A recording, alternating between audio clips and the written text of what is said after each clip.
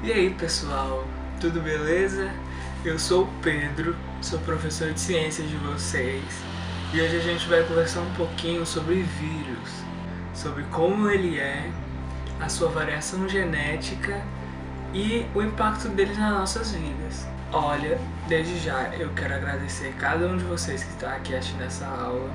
Eu espero que vocês se interessem pelo assunto, porque é um assunto extremamente importante, ainda mais na época que estamos vivendo, na época de pandemia causada por um vírus, que é a SARS-CoV-2, que é o vírus, que é o coronavírus, né, gente?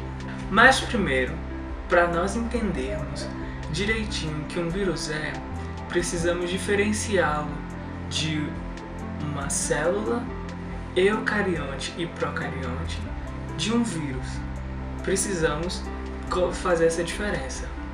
Uma célula, ela é considerada viva porque ela trabalha por si, ela se reproduz sozinha. Algumas células autróficas, elas produzem seu próprio alimento. Já um vírus, ele sem um hospedeiro, ele é inativo. Ele não faz nenhum trabalho celular, ele não se reproduz sozinho. Ele precisa de um hospedeiro para, enfim, realizar sua reprodução. E os pontos principais dos vírus? Os vírus é uma partícula infecciosa que se reproduz comandando uma célula hospedeira e usando o maquinário da célula para fazer outras células de si. Porque a definição de um ser vivo, uma delas é a reprodução.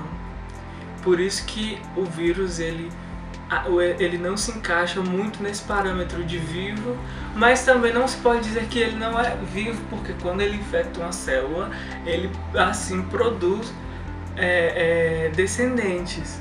Aí tem essa dúvida no meio científico: vírus, vivo ou não? E aí, vocês acham que o vírus ele é vivo ou não? Por quê? O vírus lá no ambiente normal, ele não produz nada, ele não faz nada, biologicamente falando. Mas quando ele atinge uma célula hospedeira, ele, enfim, consegue fazer um trabalho celular, ele consegue reproduzir-se. E aí, vocês acham que é vivo ou não? Eu, na minha opinião, eu acredito que o vírus ele não é vivo, porque ele precisa de um hospedeiro para continuar a prolongar sua espécie. Mas sozinho ele não consegue fazer isso, nos parâmetros de um ser vivo, por conta de necessitar de uma célula hospedeira para sua reprodução. E o vírus, gente, ele é composto por um genoma. Vocês sabem o que é o genoma?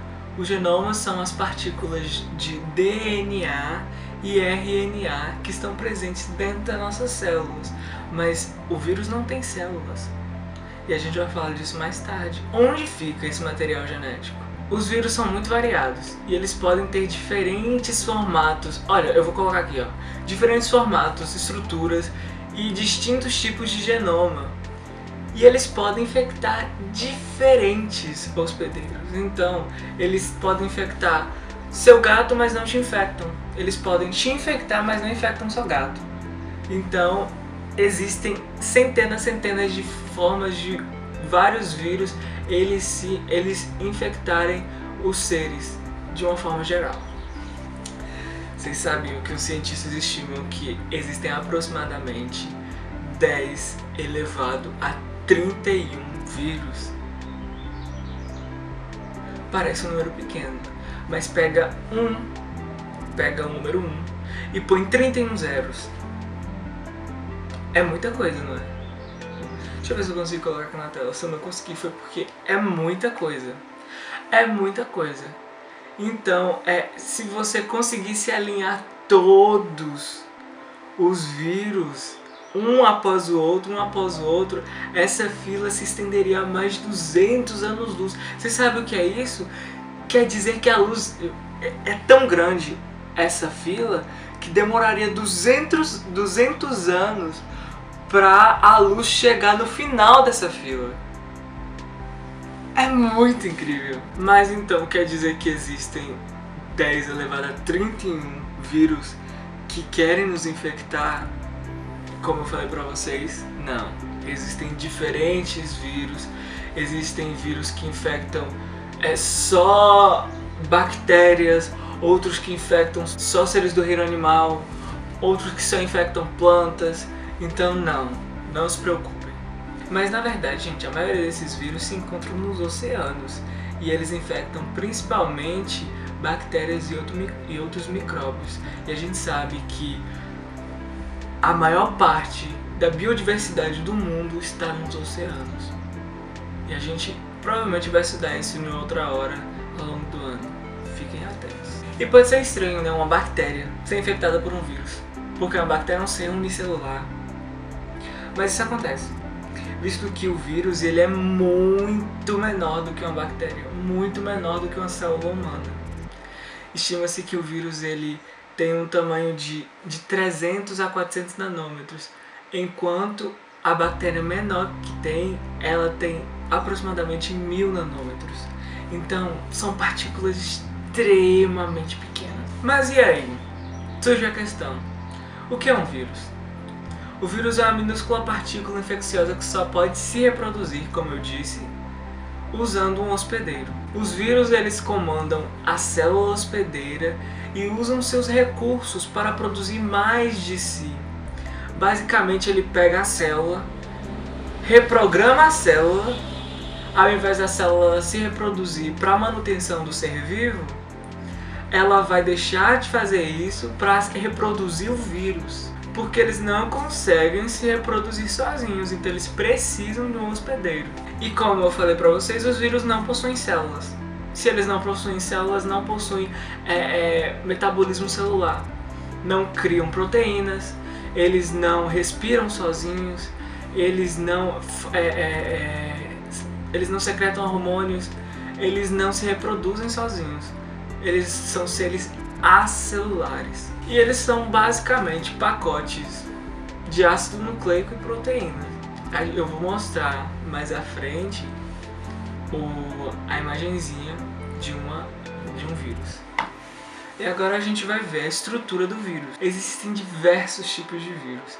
Eles variam muito em tamanho, formato e ciclo de vida. Mas por outro lado, os vírus possuem sim características em comum, que é uma cápsula proteica. E não são todos os vírus, mas a maioria, que também o coronavírus tem, é uma camada de membrana que envolve o capsídeo. Porque, ó, aqui a imagem, deixa eu ver se eu coloco a imagem. Material genético, o capsídeo que está protegendo o material genético e o envelope que fica ao redor. E vocês estão vendo no envelope essas tipo coroinhas assim, igual o coronavírus tem, porque o nome corona vem desse tanto de coroinha. E são proteínas e elas ajudam na fixação do vírus na célula, no sistema chave-fechadura. E a gente vai estudar isso muito mais à frente, mas a gente vai estudar tudo para vocês terem noção como isso acontece. E assim, quando o vírus infecta a célula, existe a infecção viral. A gente acha no dia a dia que a infecção viral é só um conjunto de sintomas desagradáveis que sentimos quando pegamos vírus, como gripe ou talvez a catapora. Mas o que realmente acontece no nosso organismo é uma escala microscópica. Uma infecção viral significa que vários vírus estão usando a sua célula para se reproduzir. E o ciclo da vida do vírus é curtíssimo.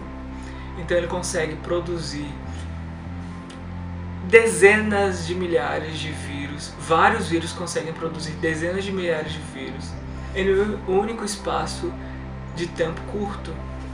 E como eu falei pra vocês, o ciclo de vida vai ter uma imagem, eu vou colocar a imagem pra vocês. Aqui, ó. Primeiro acontece a ligação, que o vírus reconhece a célula hospedeira, ele vai se ligar através do sistema chave-fechadura, entrada, o vírus e seu respectivo material genético entram dentro da célula e eles vão para o núcleo ou para a região onde está o material genético e começa a replicação do genoma e a expressão genética. Isso é a parte de reprodução do material genético para que mais vírus sejam criados. E depois acontece a montagem, novas partículas virais são montadas de cópias do genoma e das proteínas virais produzidas lá dentro da célula. E depois a liberação. Eles liberam, saem da célula e podem infectar outras células para produzir mais vírus. Enquanto eu falei, eu deixei o diagrama aqui para vocês verem como acontece, mas eu vou deixar disponível para vocês estudarem, porque pode sim cair na atividade avaliativa e é uma questão que pode ser muito bem explorada. E agora a gente vai falar sobre a evolução do vírus, como chegamos ao ponto do coronavírus mutar e vir para o ser humano, como o vírus da AIDS ele sofre o processo de mutação e acaba se tornando resistente aos medicamentos. Então, a todo momento está acontecendo esse processo de variação viral. Mas imaginem só, são 10 a 31 vírus. Mas a gente tem que entender, o processo de evolução é natural e acontece com todo ser que existe. Desde o vírus, que eu considero não vivo, até nós seres humanos. E como eu já falei anteriormente, nossas características, a variabilidade que existe no mundo, a variabilidade de formas de expressão do gene, do nosso DNA e RNA, vem graças ao processo de evolução, de mutação ou de recombinação genética. E os vírus também passam por um processo de evolução e seleção natural. Não sei se vocês se recordam, mas a seleção natural são os postulados de Darwin, da teoria da evolução das espécies. Vocês se lembram que o ambiente ele seleciona os organismos mais aptos a sobreviverem. Entenderam? E como existem centenas de milhões de vírus, então é normal e é natural que vários deles sofram evolução num curto espaço de tempo. É natural, porque existem muitos, e por ter um ciclo de vida curto, então eles evoluem rapidamente. Você já parou para se perguntar por que você pega a gripe mais de uma vez? Porque a gripe é um vírus. Nosso corpo, quando é infectado, ele cria uma memória imunológica. Você não pega a mesma gripe sempre. Já se perguntou por que você pega a gripe sempre? Porque são vírus diferentes do grupo da família influenza, que é a família da gripe. Entenderam? Mas a resposta para isso, de por que os vírus eles acabam sofrendo mutação, ou evolução ou recombinação, isso é chamado de pool gênico. Vou colocar aqui o que é um pool gênico. E isso acontece devido à seleção natural. Então, exemplo, o antibiótico, se ele não usado corretamente, ele vai gerar uma condição dentro da gente, uma condição que vai atacar a bactéria. Mas a gente tem que entender que tem desde a fraca bactéria até a forte bactéria.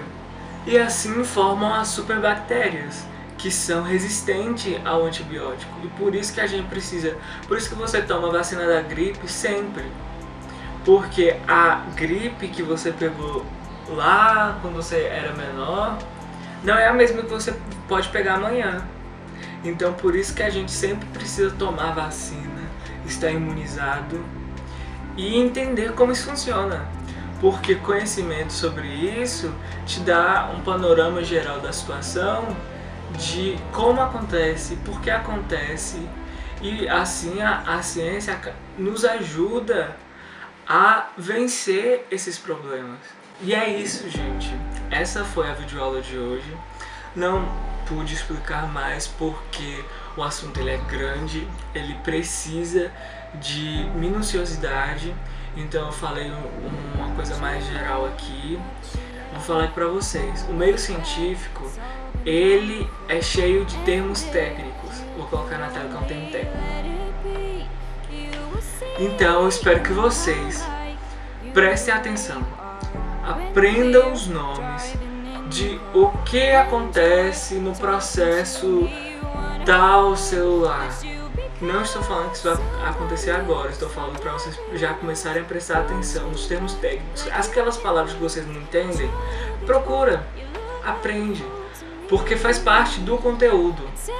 E é assim que é cobrado nas provas de ciências. E ao longo desse mês a gente vai estudar sobre isso, sobre a nossa interação, nossa interação com o coronavírus e com a pandemia.